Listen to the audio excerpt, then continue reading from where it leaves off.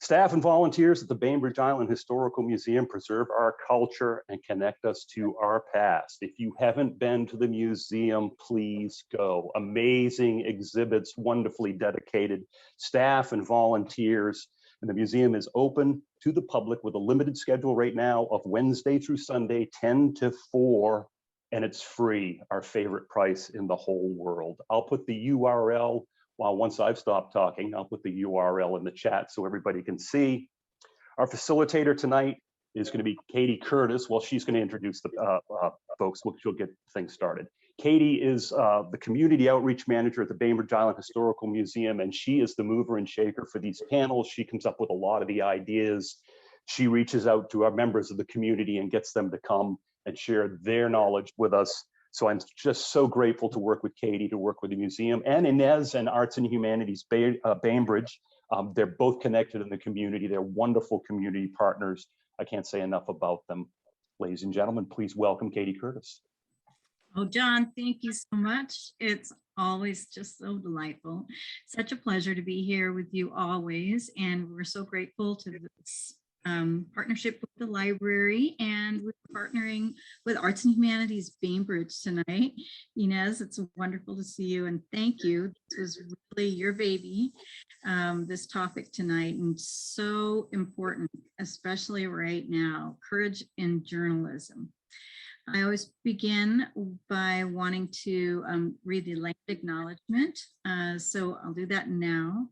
Every part of this soil is sacred in the estimation of our people.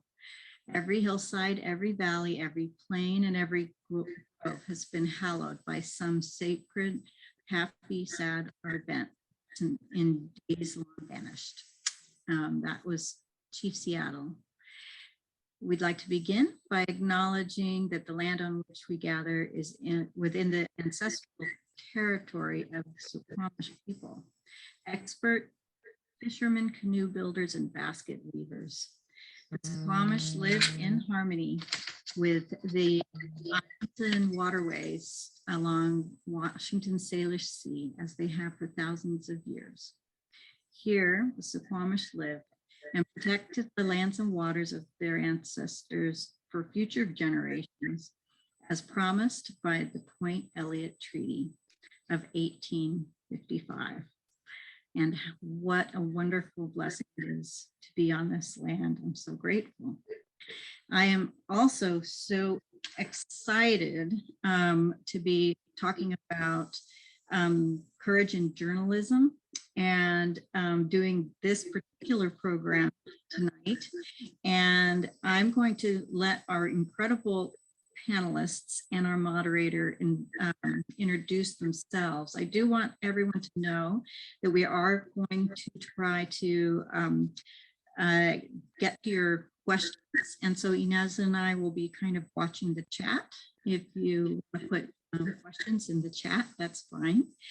But I'm so excited about the panelists we have, but I want to introduce and thank Linda Jennings. Thank you so much for being here and being our moderator. Thank you, John, and thank you, Katie. I'm just so excited about this program because often, you know, we journalists get a lot of grief these days. So it's nice to have a moment to talk about what journalism does well and the examples we've seen on the island. And of course, right now, if you're thinking about courage in journalism, you know, it's good to pause and think about the journalists in Ukraine, some of whom have already lost their lives. And they're there trying to tell us what's going on. And it reminds me how every day journalists around the world and in our community often put themselves at risk to inform us and keep us up to date on what's going on. And the dangers can be local. Maybe some of you remember over a year ago, Sarah Genser, a reporter for The Olympian, was threatened by an armed individual while covering a demonstration at Olympia. So there's a lot going on that gives you pause and makes you think about how our founding fathers, despite their own tangles with the broadsides of the day, they felt that a free press and an informed citizenry was essential to our democracy. And the Bainbridge Review has been a great example of speaking truth to power and really working to keep us an informed citizenry. And just as a little way of background, things have changed a lot. We're going to be talking about the 40s onward, and journalism has changed. The news industry is not what it used to be. Newsrooms across the country have shed more than half their employees since 2008. And some of those journalists were at newspapers that still publish, although with fewer pages and less news. But there's also been so many outlets that have closed.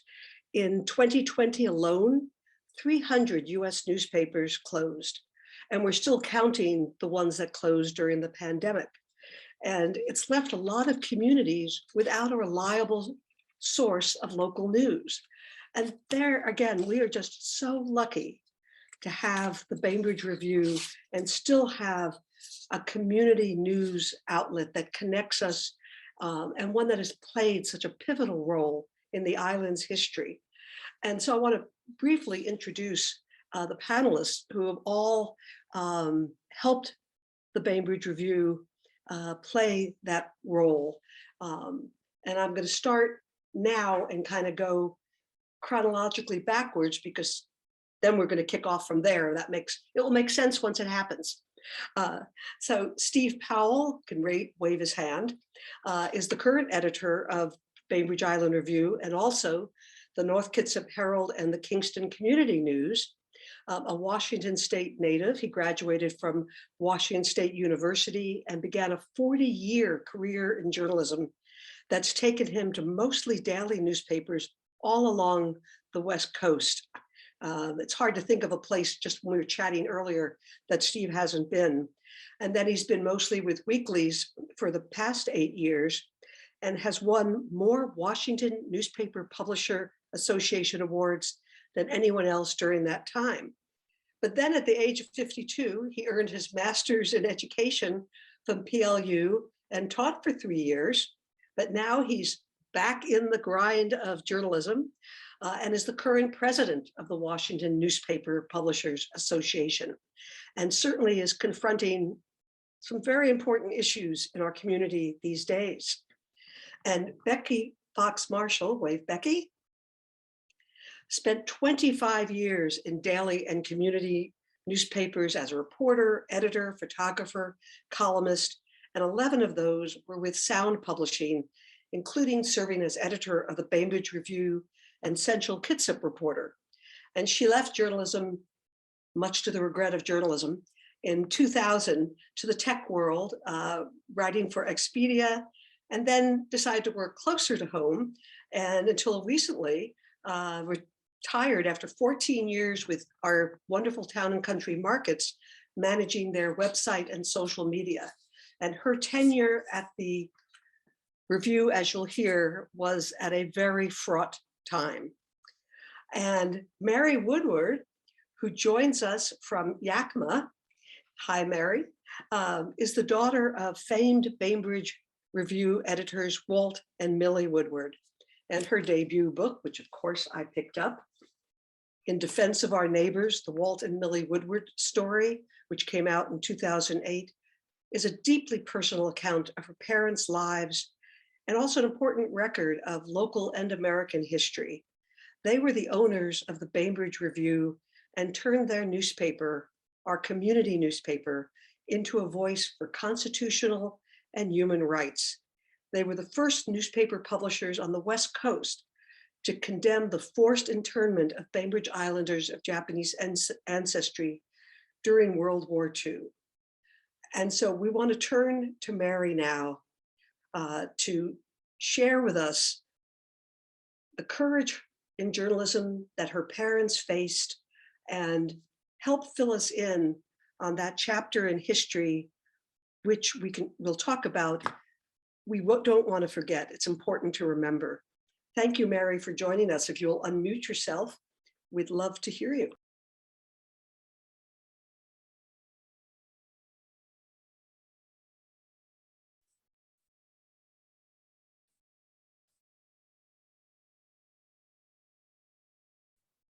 Linda, while she's looking, There we go. oh, there she goes. You need to introduce yourself too, Linda.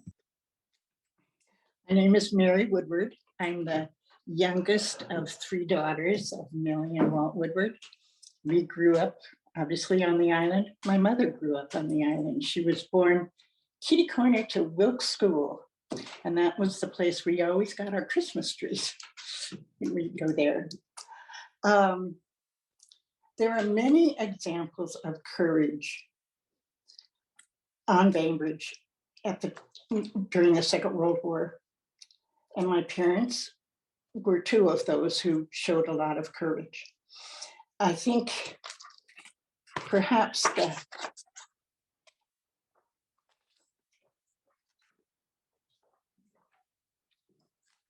this may be the most significant that they did. They stayed up all night, December 7th, and published on December 8th, the one and only extra in the review's history. And they did it for several reasons, I think. They wanted to show their support of the Japanese American community on the island. They wanted to inform people about civil defense and whether they should have their lights on at night or so there were many reasons for this, but it set the tone for the island and how they were going to deal with this, because my folks showed courage in that. They didn't intend to show courage. They wanted to do what was right for the island. That was how they approached their newspapering. And I have something I can read to you a little bit later that talks about that. How they faced things. Thank you, Mary, and we're looking forward to hearing more. And as Katie pointed out, I forgot to introduce myself.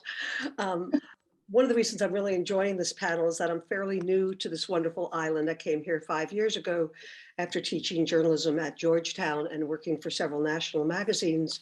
And since coming here, I'm on the board of Arts and Humanities with the fabulous Inez, and help with Currents, BainbridgeCurrents.com. And also I've been contributing to Yes Magazine and postalley.org while I'm out here. It's hard for a journalist to actually retire. But following the example of the Woodwards, who did face threats and some pushback for standing up for their Japanese American neighbors.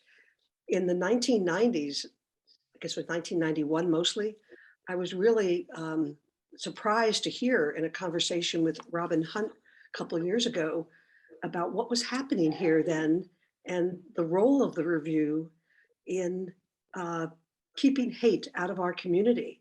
And Becky, I'd love to hear, I'm sure all of us would love to hear more about that now. Thank you, Linda, and very honored to be here. Yeah, the 90s, in the early 90s,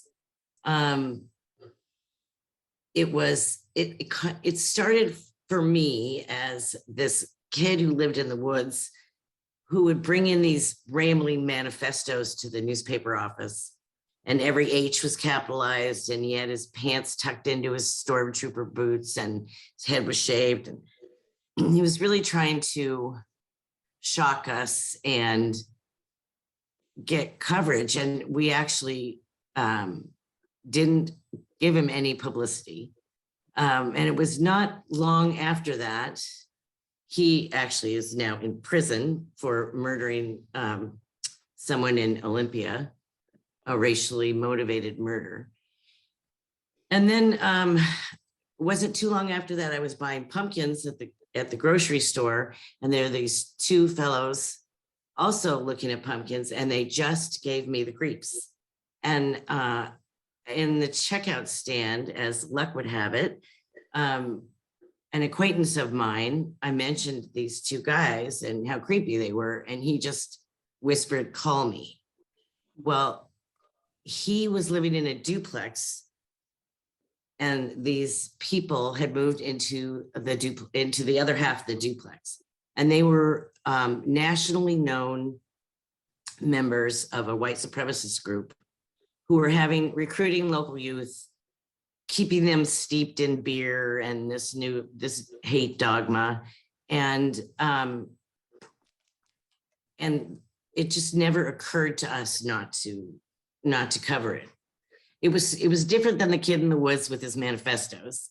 These were people who were leaders in an organization that had done some really horrible things. And these people witnessed, encouraged, or committed some terrible, terrible crimes.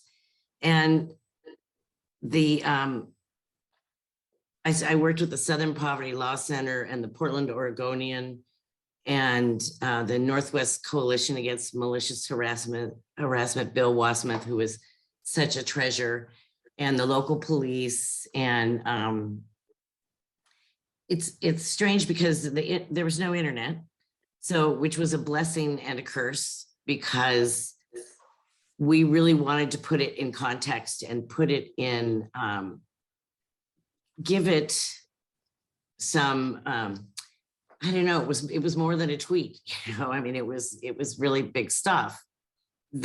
These guys had, the Southern Poverty Law Center had sued Tom Metzger's group, which is where they came from, in Portland, when they killed an Ethiopian man. And it was the first trial of its kind in that this group was found liable for encouraging the violence. And they wiped them. It was a $12-something million settlement and wiped out the organization. And the people, that's where these people came from.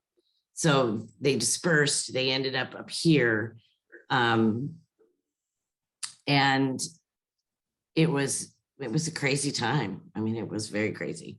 Did you ever feel scared? You know, I did, but I had covered, I mean, I've been thinking about this a lot, obviously, because of tonight, but the courage really came from the people who they were intimidating on Bainbridge. And courage I mean, I had covered crime, so I've been threatened by rapists and murderers and various people, but I didn't want to tip those guys off, so I didn't actually speak directly with anyone until like 24 hours before it went to press. And it was a Paulsbo resident who was supposedly associated with this group, although he denied it at the time. But he was pretty threatening. But my husband had covered a trial, the FBI, the order trial on Whidbey Island, the FBI shootout. And the FBI had taught us how to look for bombs under the car. So we did. And, but they took off, you know, in the dead, literally under the cover of night. And really it was the community and the paper working together, I think, to expose everyone, to expose the activity that was going on that really caused them to leave. And that really illustrates speaking truth and how it can make a difference, you know, engaging the community. And I heard about the march and the petition that everybody signed. And I hope we'll come back and hear more about that. And I don't know, Steve, if you've had any threats since taking over the review, but the challenges you must face today, trying to cover all the issues that are going on and the controversies that now I see the letters to the editor. Can you tell us a little bit about how you approach these issues in our community today? Well, first of all, I want to say I'm humbled being on this panel. When John asked me to be on it, I didn't realize that, you know, two legendary journalists of the island would be on the panel with me. So I certainly, in the 2 years I've been here, haven't had, you know, any huge situations like that. threats are and criticism, they're just part of the job. I've dealt with it, like I said, almost for 40 years. And the topic courage in journalism was really interesting to me because I never really think of it as courage. I just feel like, doing the job best our ability. We can't be intimidated by people in the community. We have to cover these things, and I've never worked anywhere, and this is my sixth newspaper in 4 years, that's had a community so involved. Just amazing interest in the newspaper. And so I feel it's courageous every day just to put out a paper because I was just going to say what the real courage comes, Steve, when you misspell a student, high school student's name. right? You spell millions of words right, but you get one wrong. And That's right. A name, you get a name. Becky mentioned that they took courage from the community. They took courage from the people. And that's what my folks did.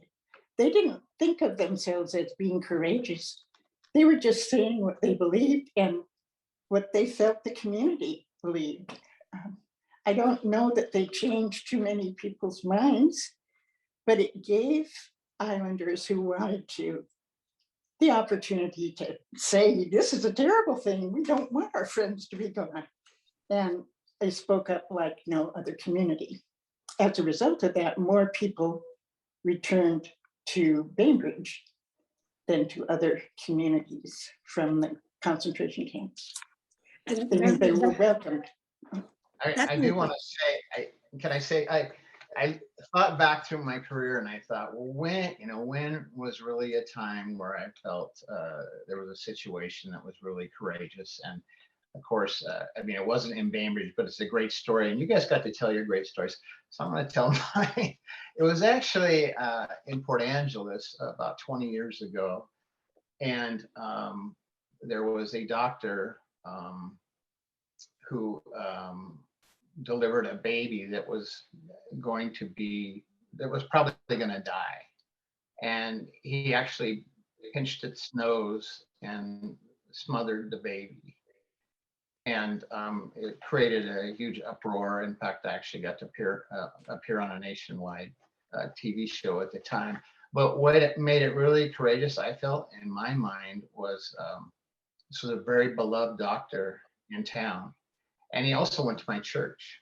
And I had interviewed his wife, who was a county commissioner. And so there's all this closeness. And you two know how you feel when you're in a community and you have to write something about some beloved people. I felt ostracized actually from my church.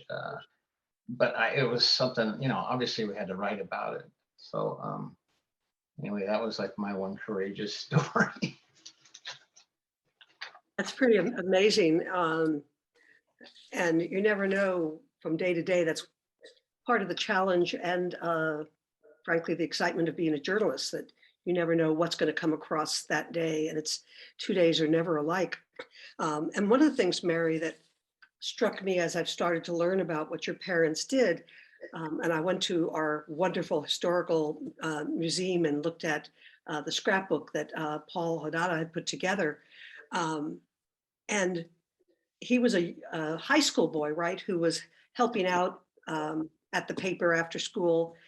And when they were going to be forcibly sent to the internment camps, your parents, Mary, asked him to be a correspondent, and creating that bridge by having people in the camp tell of their lives in the review.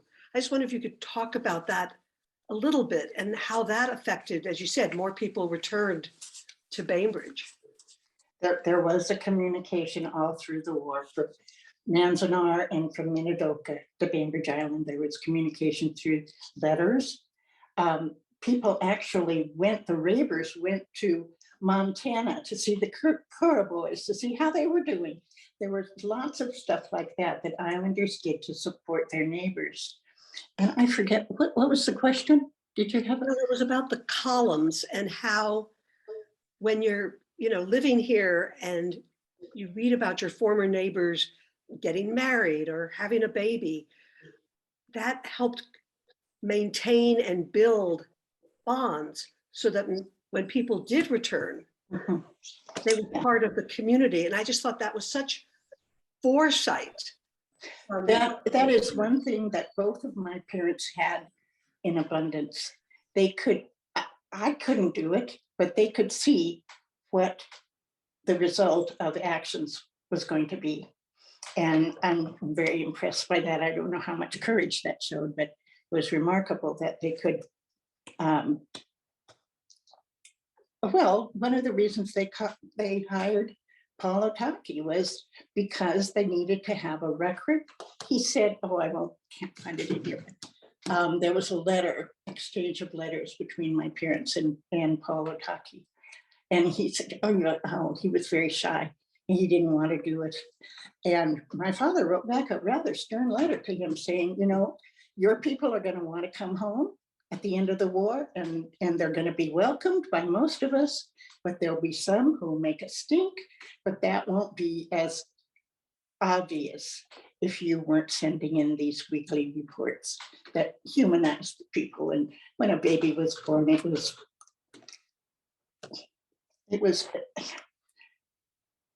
was just as important on the island as it was in, say, Minidoka. And that's really key, being able to make those kinds of connections, because there was a lot of discrimination after the war that was ongoing. There were places that put up signs, but overall, from what I've heard, people on Bainbridge were welcomed back, but there was also a silence. And all of you editors may have confronted that, how you break silence when I remember talking with Gina Corpez about the Indopino and Filipino American community and the silence that she talks about in her film, Honor Thy Mother. But part of the courage of journalism can be piercing that silence so people do talk about this important history. Was it in the 90s when you were the editor, Becky, that one of the controversies was school curriculum? As finally this was getting taught in schools, there was real pushback, right? Yeah, there was there was a person actually who was I don't know. There were times when I felt like he just held the island hostage, and he objected to. I barely remember it, but there was, I think there was an injunction against him at the school grounds because he was so disruptive. But yeah, he objected to the curriculum. Yeah, It's he like- objected to the Sakai wonderful program on the exclusion and the Sakai's role in it. And both he and his wife, I mean, they were finally ejected by the sheriff's department, came to get them from one of the elementary schools on the island that they wanted to. Yeah. And that brings us forward to something that, Steve, you're seeing today. I've seen some of the letters to the editor. This question of critical race theory and teaching about diversity and equity has become a pretty, it's not embraced by everyone on Bainbridge. And how do you cover that or deal with those issues? Well, I know I'm sure learning a lot personally from the BLM movement, and now I've been around for a while, right? And over the years, I thought, hey, things have really improved. It just seems like, racism, there's just not as much of it, right? And boy, when these protests came out and we started covering and talking to folks, I was amazed, the way that people were still being treated. And I thought, oh God, that's like over a long time ago. So I was very ignorant about it. And so I'm glad that these stories that were being kept secret, I guess, are now coming out, and people realizing just how unfair things still are, and so I think, in a way, the media hasn't been doing its job letting the communities know this is still going on. We need to work harder at this, and yeah, that's kind of. You did run a good. I don't know if that answers the question, but Yeah, but you did run a story, for example, when a couple of months ago, somebody defaced one of our public art in Waterfront Park with a swastika. Right. So, yeah, it's not all ancient history. And Oh. it raises Mary? Well, I was just going to say, no, it's not. I mean, you just have to look at your. Yeah, and one of the questions that it brings me to is when I started out as a young journalist and I worked for the AP and Associated Press, and everything was about objectivity, giving equal time to both sides of any issue you talk to. And I'm just wondering what you each think about, when does journalism better serve a community by taking a stand? When we talk about fairness and giving all sides a voice, is there the risk of falling into the trap of false equivalency? I mean, Becky, you made some decisions about what to publish and what not. Yeah, I think the false equivalency epidemic is upon us. But I think that I hope that people are starting to question it. I think I read some journalism professor actually said, this is so ridiculous. Like, if you cover something about an African-American person, are you supposed to call the KKK? I mean, it's ridiculous, because there are some things that are just right on the face of it. And part of the tone, as Mary said, that Walt set for the island during that time, he set for the paper forever.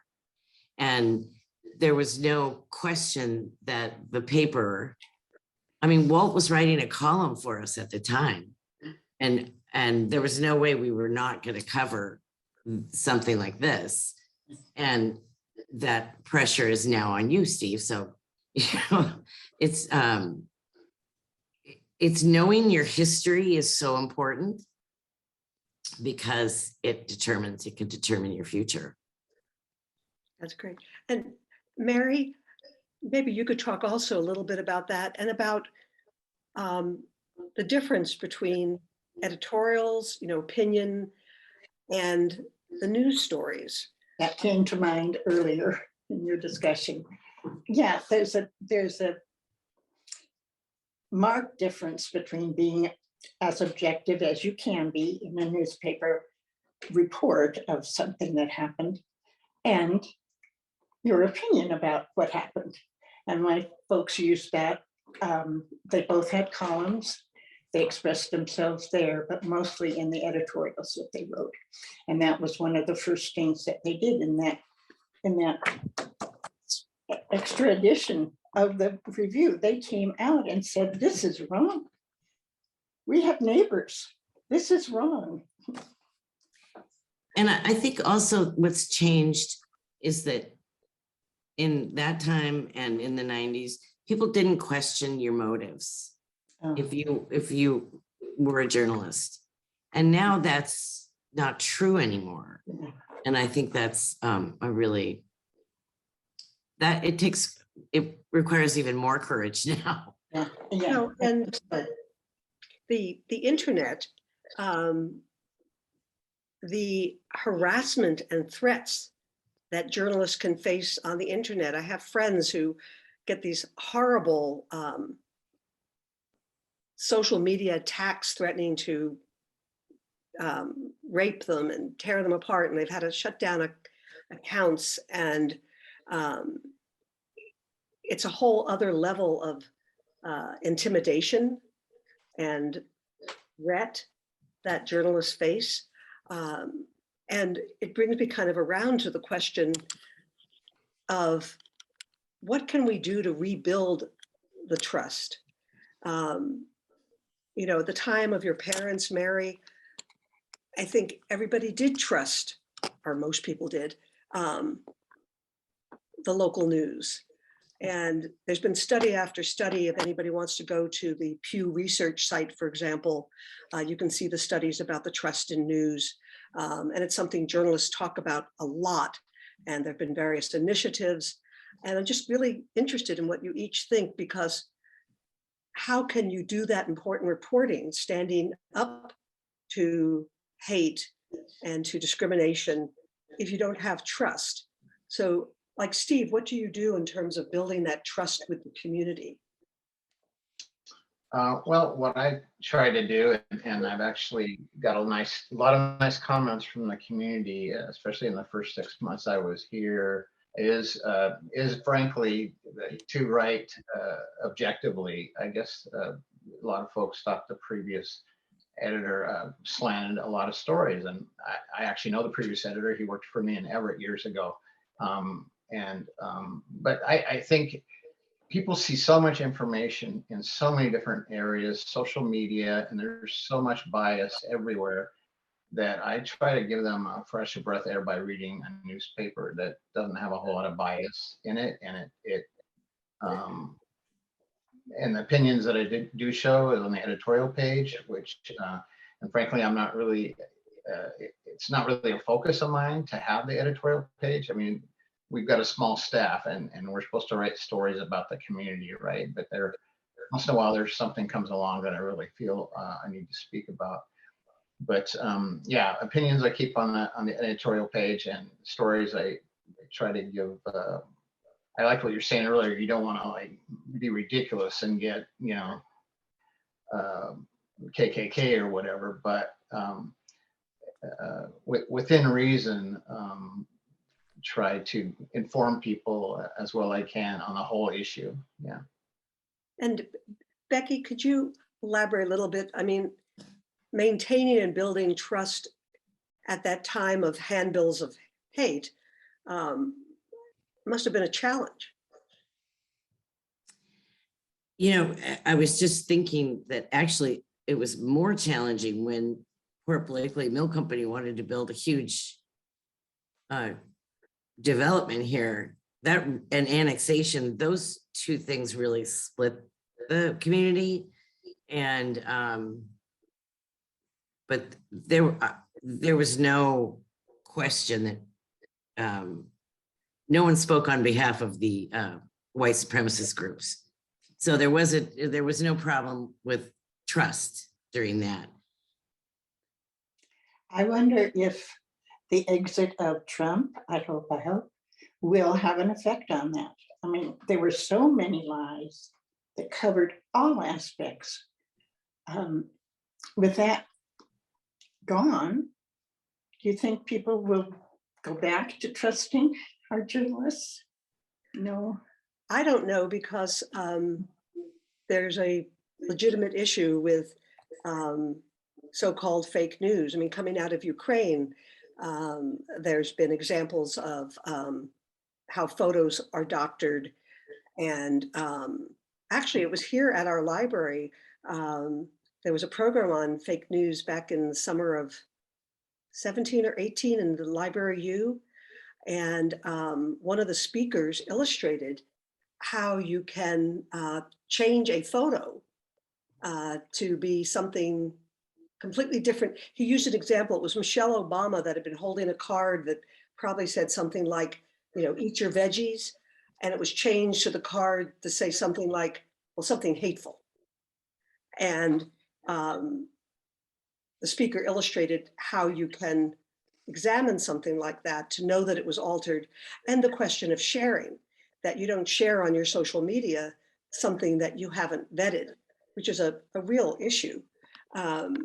And it's true, though, that the research I've seen, while there's a lot of mistrust of the news, of journalism, people still trust their local paper. And you know, why? They might not trust what they see in the national news. And of course, a lot of people get their news from Facebook or TikTok. But what is it about the local community papers like the Review that allows that kind of trust? You know who your editor is, and your editor knows who you are. That's what happened on Bainbridge. I mean, my parents reflected the island. And Becky? Yeah, and I think that, you know, when I got my journalism degree, All the President's Men was the #1 bestseller. And journalism was rated the most noble occupation. And by the time I left journalism, it was down with used car salespeople. And I apologize to any used car salespeople. But And lawyers. I mean, the trust is culturally degraded. And it started before the former president. And then we just became the enemy of the people, which didn't help. But I think local journalism is the same, is what Mary was saying. They see you at the store. They see you at school with the I don't kids. know if I want you to quote me on this, but my father did say at one point, I'm not so sure about those Southern California Japanese, but the Bainbridge Island ones are loyal. Well, and when we look at history, journalism has not always been a shining example of speaking truth to power. And going back to World War II and the forced exclusion, the Hearst chain, McClatchy chain, they were stirring up anti-Japanese American sentiment actively. It was horrible. It was horrible. They were manufacturing submarines that were off the coast of Oregon. It was horrible. Henry McLemore. Do you want to tell us, for those who might not know, about Henry McLemore? Oh, I have to find this quote here because it's absolutely wonderful. Henry McLemore, well, he was in the Seattle Times, so who did he work for? Anyway, he was syndicated and from California, and he was very, very anti. He said at one point, I hate all Japanese, and that means all of them. And he was just, oh, I should be more organized here. Maybe I'll find it later. But my father says something to the effect that Henry McLemore, with all the intelligence of a blind pig, has said this. And he did attack McLemore in a couple of columns. And while you're looking for that, I mean, there were those national columnists who were very influential. And, you know, I guess what I'm referring to is the days of what was called yellow journalism. Mhm. And Well, I think Henry McLemore belongs in that. That's just me. But yes, there were many others out of the South. There were particularly supporting politicians in the South who wanted to get rid of the Japanese. I don't know what I was going to say.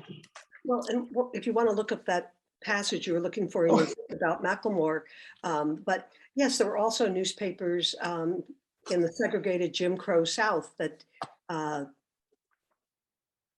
were basically complicit in what was going on.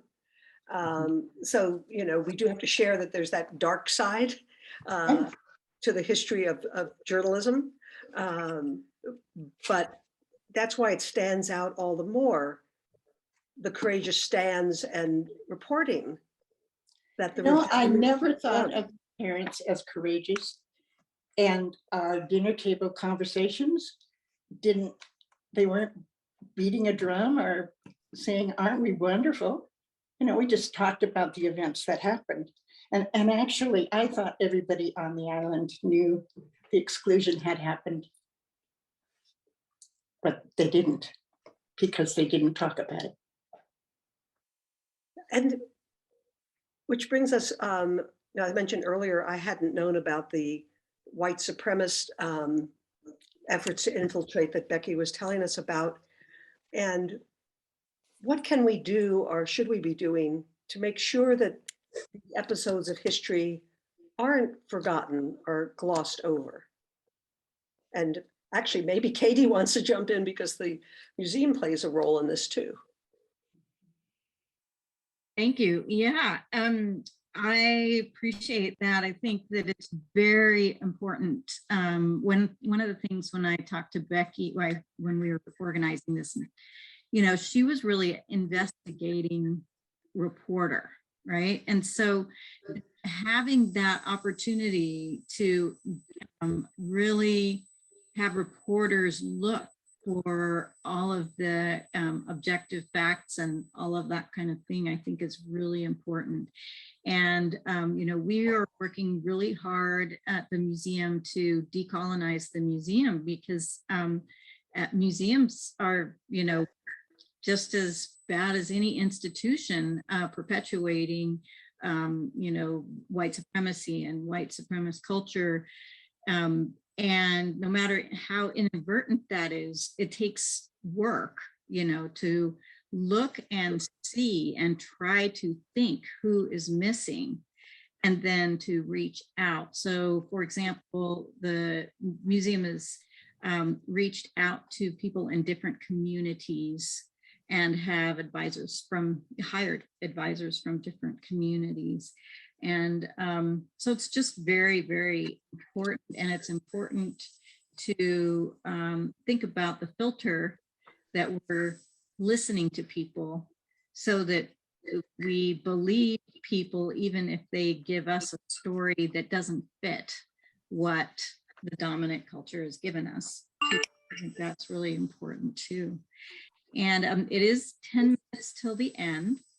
And I'm just so excited. I just want this to continue. And somebody asked, you know, has this conversation happened before? Well, this particular one has not.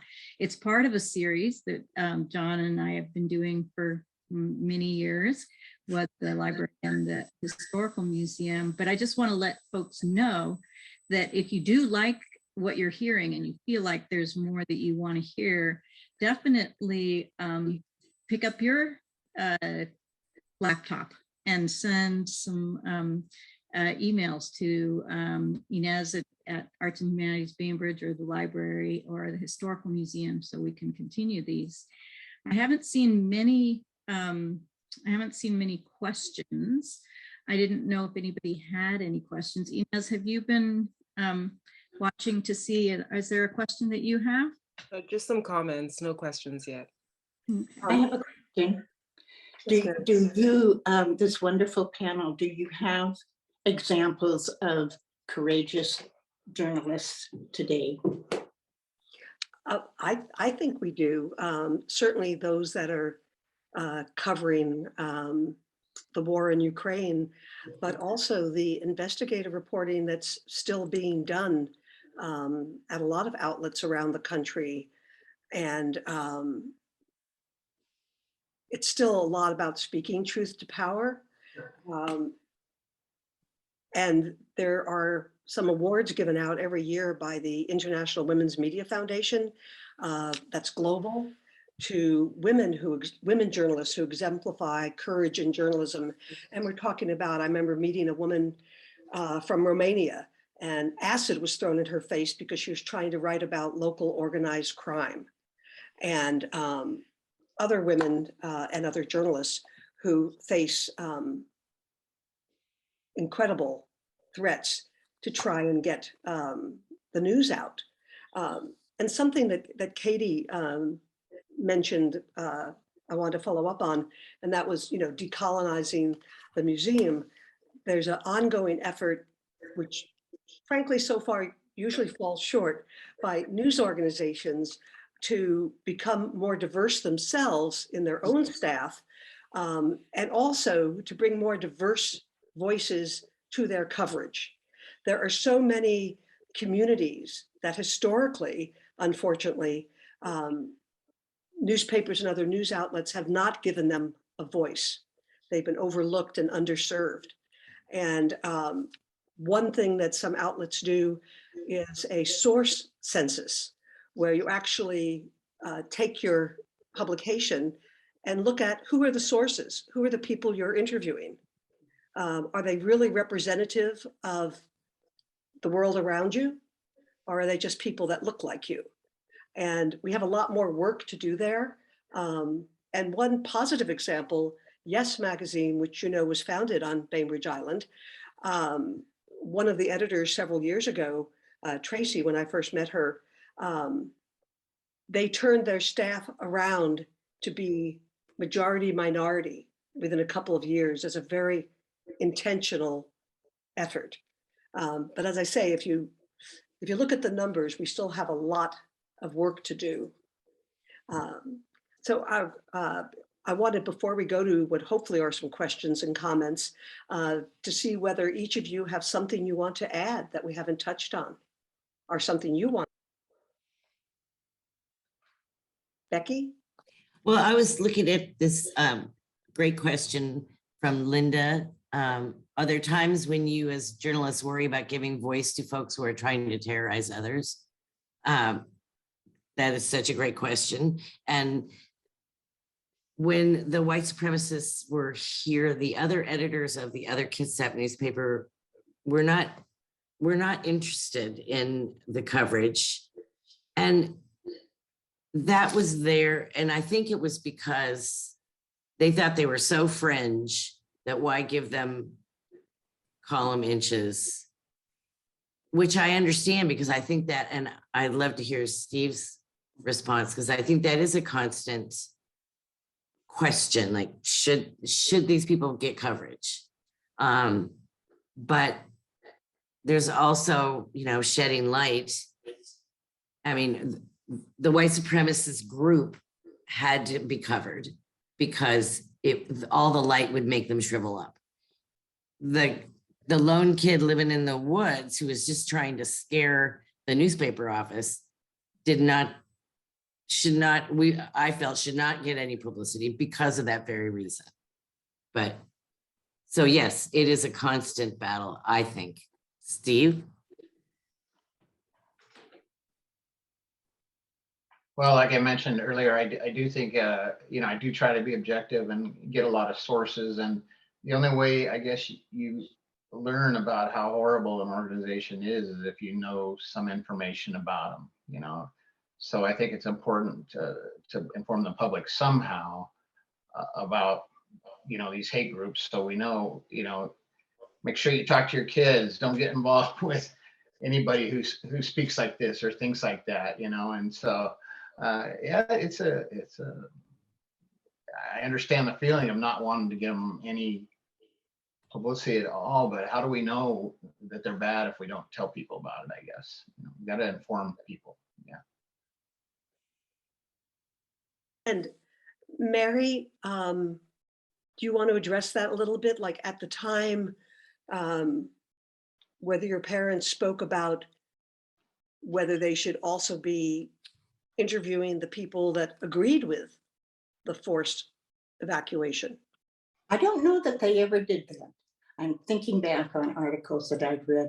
They did do extensive interviews within the Japanese community, but other than two things that they did right from the beginning was to open up what they called the open forum, which was letters to the editor. And that was really encouraged. And many people used that. Actually, the island was communicating with itself. Is there anything else, Mary, that you wanted to add that we haven't covered before we see if there are more questions?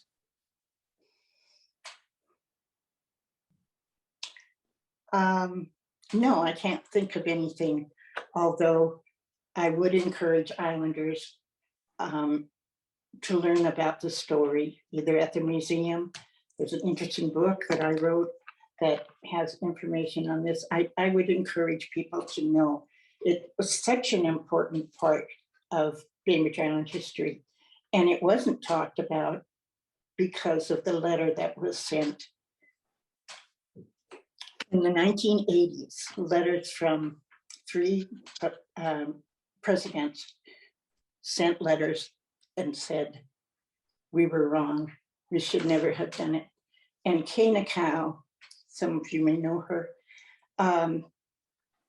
said, well, when we read that, then we knew we weren't going to be accused of whatever and sent away again. That was a real fear for those people for what, 40 years. Thank you, Mary. I just, sorry to interrupt, Linda. I really appreciate you saying that. And I think that that reconciliation part, you know, is so important. And then to hear that when there is an apology like that, then that is also ways in which we can hear the stories that haven't been shared before. Can I interject about the Schylers? Mm-hmm. Okay. I'll try to make this short. I was in school with a wonderful young man, Ethan Schuyler, and he grew up on the island. And his father was a very prolific author. He wrote, he was brilliant. He wrote about economics and apparently was quite brilliant. But he also wrote about how we ought to send all the Japanese to an island in the Pacific, and probably the Jap lovers too, like the Woodwards. It was just a nasty, nasty organization. And we still have a lot of nasty organizations around today. And as Becky said, shining a light on them. At the same time, there is that question of, you know, do you give publicity to, you know, it's just a couple of people and they're really a fringe group and don't have a following? Are you giving them a platform by writing about them? I think that's something journalists wrestle with all the time, because there's,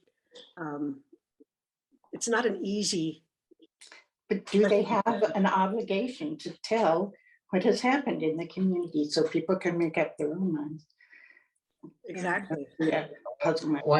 One trick I use, and I think all the journalists use, is like if you think they're a little bit off base, you might just give them a little bit at the end of your story, you know. But at least you get that perspective in there, you know, and you don't. It's not the big headline and big expose on the, you know, the horrible group that wants to come to town. It's yeah. Well, I have, I'm going to interrupt because we wrap these up at 8 o'clock. And so I want to thank everyone and let you know that John and I have a tradition where we cannot like kick people off. But these are 1 hour programs. And so what we do is we kind of do a little wrap up. And then we stop the recording. And then if you want to hang out with us and finish up the conversation and that kind of thing, then you're welcome to do that. So I just want to thank Linda. What a wonderful, wonderful, wonderful program this was. Thank you for your very thoughtful preparation and moderation. And it was just fantastic. I feel like we just scratched the surface.